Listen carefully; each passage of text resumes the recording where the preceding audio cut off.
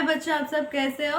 Hi పిల్లలు, మీ అందరూ ఎలా ఉన్నారు? प्रभु यीशु का दया में आप सब ठीक है बोल के मैं सोच रहे हैं। దేవుని దయలో మీ అందరూ బాగున్నారని నేను అనుకుంటున్నాను. क्या आप सब कहानी सुन रहे हो ना? ఏంటి అందరూ స్టోరీ వింటున్నారా? पिछले संडे का कहानी सुने हो? పోయిన ఆదివారం స్టోరీ విన్నారా? तो मैं एक क्वेश्चन पूछेंगे। అయితే నేను ఒక క్వశ్చన్ అడుగుతాను. पिछले संडे को हम लोग गिद्योन का कहानी सुने हैं। పోయిన ఆదివారం మనం గిద్యోన్ స్టోరీ విన్నాం. गिद्योन ने इजरायली सैनिक को बनाया है। గిద్యోను ఇజ్రాయెల్ సైన్యాన్ని తయారు చేశాడు కదా. तो उस सैनिकों में कितने लोग लास्ट में बचा है? ఆ సైన్యంలో ఎంతమంది ఆఖరిలో మిగిలారు? वो नंबर को नीचे कमेंट करो। ఆ నెంబర్ కింద కామెంట్ చేయండి. अभी उसके बाद सुनते हैं। ఇప్పుడు తర్వాత ఏం జరిగిందో విందాం. अभी फिर से इजरायली कुछ दिनों के बाद फिर परमेश्वर को भूलकर फिर मूर्ति पूजा करना स्टार्ट किया। మళ్ళీ ఇజ్రాయేల్ కొన్ని దినాల తర్వాత మళ్ళీ దేవుని విడిచిపెట్టి విగ్రహ ఆరాధన చేయడం ప్రారంభించారు. इसीलिए फिर परमेश्वर उनका हाथ छोड़ दिया। అందువల్లనే మళ్ళీ దేవుడు వాళ్ళని విడిచిపెట్టాడు. अभी फिर से परमेश्वर उनको दुश्मनों के हाथ में सौंप दिया। మళ్ళీ వాళ్ళని దేవుడు శత్రువుల చేతికి అప్పగించాడు. तो वो दुश्मन आके फिर से इन लोगों को लूटना, इनके गेहूं को, चावल के दाने को फिर से ले जाना, फिर से इन लोगों को लूटना स्टार्ट किया है। ఆ శత్రువులు వచ్చి వీళ్ళ మీద పడి మళ్ళీ వాళ్ళని దోచుకోవడం, వాళ్ళ ధాన్యాన్ని దోచుకోవడం, వాళ్ళని బాధ పెట్టడం ప్రారంభించారు. तब फिर इजराइल अपने आंखें खोले हैं। మళ్ళీ ఇజ్రాయేల్ వాళ్ళ కళ్ళు తెరుచుకున్నాయి. फिर परमेश्वर को प्रार्थना स्टार्ट किए हैं। మళ్ళీ దేవుని ప్రార్థన చేయడం ప్రారంభించారు. तब फिर से परमेश्वर उनके ऊपर दया दिखाया है। అప్పుడు మళ్ళీ దేవుడు వాళ్ళ మీద దయ చూపించాడు. फिर उन लोगों को उस दुश्मनों के हाथ में से छुड़ाने के लिए इजराइल में से एक वीर को उत्पत्ति किया, जन्म दिया। వాళ్ళకి శత్రువుల నుండి విడిపించడానికి వాళ్ళలో నుండి ఒక బలవంతుడిని జన్మింపజేశాడు. तो वो दुश्मन कौन है? అయితే ఆ శత్రువులు ఎవరు? अभी परमेश्वर उन लोगों को फिलिस्तियों के हाथ में सौंप दिया है। ఇప్పుడు దేవుడు వాళ్ళని ఫిలిస్తీయుల చేతికి అప్పగించాడు. तो परमेश्वर उनमें से एक वीर को उत्पत्ति किया है ना। అయితే వాళ్ళలో దేవుడు ఒక వీరుణ్ణి జన్మింపజేశాడు కదా. वो कैसे? అది ఎలా? इजराइल में ही एक पति पत्नी रहते थे।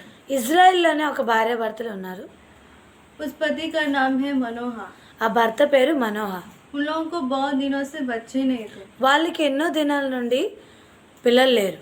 तो मनोहर जो है वो काम के लिए घर से बाहर निकाला। అయితే మనోహ పని కొరకు బయటికి వెళ్ళాడు. तो उसकी पत्नी घर में थी। తన భార్య ఇంట్లో ఉంది. तो अचानक से उसके सामने कोई एक आया है। అయితే హఠాత్తుగా ముందర ఒక మనిషి నిలవబడ్డాడు. वो कौन है? ఆయన ఎవరు? वो परमेश्वर का दूत। ఆయన దేవుని యొక్క దూత. उसको एक अच्छा समाचार बोलने के लिए आया है। వాళ్ళకి ఒక శుభ సమాచారం చెప్పడానికి అక్కడికి వచ్చాడు. वो क्या? అదేంటి? उसको बोले हैं तुमको बच्चे नहीं है ना, परमेश्वर तुमको जल्दी से जल्द बच्चे देने वाला है। తనతో ఇలా అంటున్నాడు, మీకు పిల్లలు లేరు కదా, దేవుడు మీకు త్వరలో పిల్లల్ని ఇవ్వబోతున్నాడు. तो ये बात सुनकर वो क्या हो रहा है बोल के वो एक मिनट सोचने लगी है। అది విని ఆమె ఏం జరుగుతుందని ఆలోచిస్తుంది. इतने में वो दूध चले गया है। అంతలోనే ఆ దూత వెళ్ళిపోయింది. तो ये बात जाके उसके पति से बोली है। అయితే ఆ మాట వెళ్ళి తన భర్తతో చెప్పింది. तो उसका पति उससे बोल रहा था, वो बात मुझसे भी बोलने से बहुत अच्छा होता, मैं भी वो परमेश्वर के दूत के मुंह से सुनना चाहते हैं बोल के वो बोल रहा है। అయితే తన భర్త ఇలా అంటున్నాడు, ఆ మాటలు నాతో కూడా చెప్పి ఉంటే బాగుండేది, నేను కూడా ఆ దూత నోటి నుండి ఆ మాటలు వినాలనుకుంటున్నాను.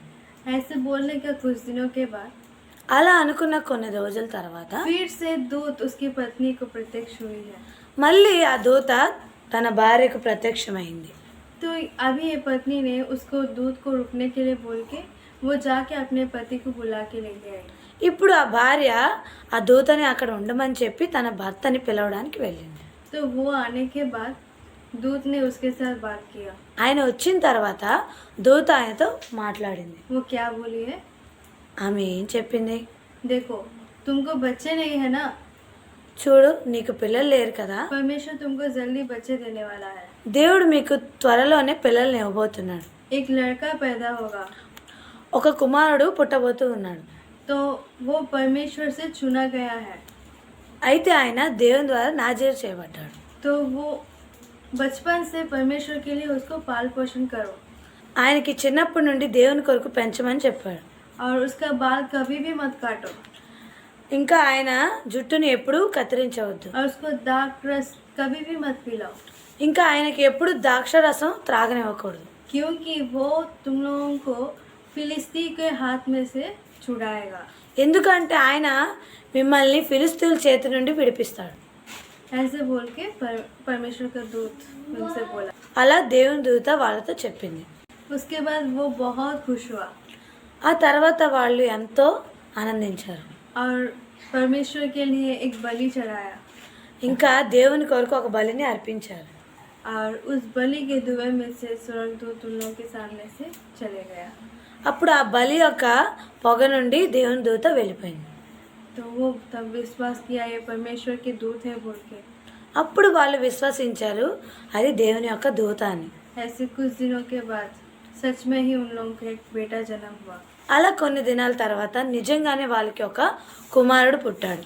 उसका नाम रखा गया है समसोन। ఆయన పేరు సంసోను.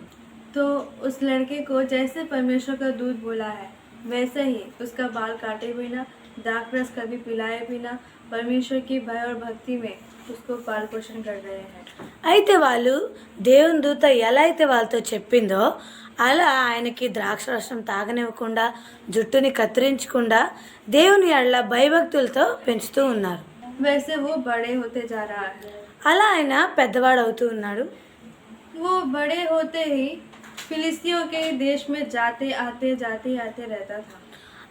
అలా ఆయన పెద్దవాడు అవుతుండగానే ఎన్నో మార్లు ఫిలిస్తీన్ దేశానికి వెళ్తూ వస్తూ ఉన్నాడు.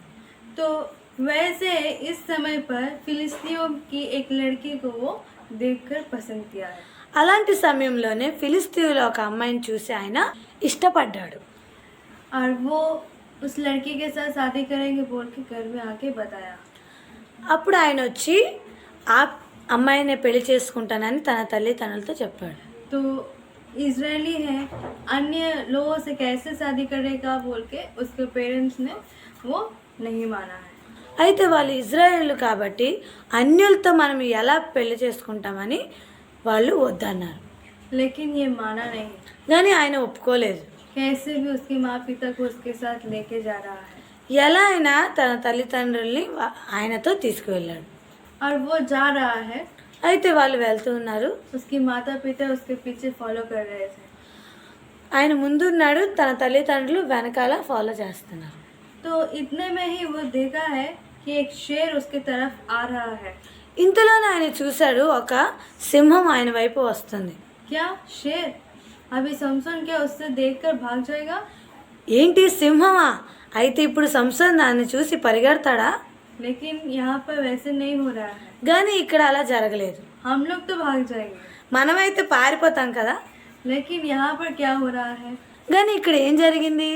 वो शेर आके समसोन के ऊपर अटैक करने से पहले ही समसोन ही जाके उस शेर को फाड़ दिया है।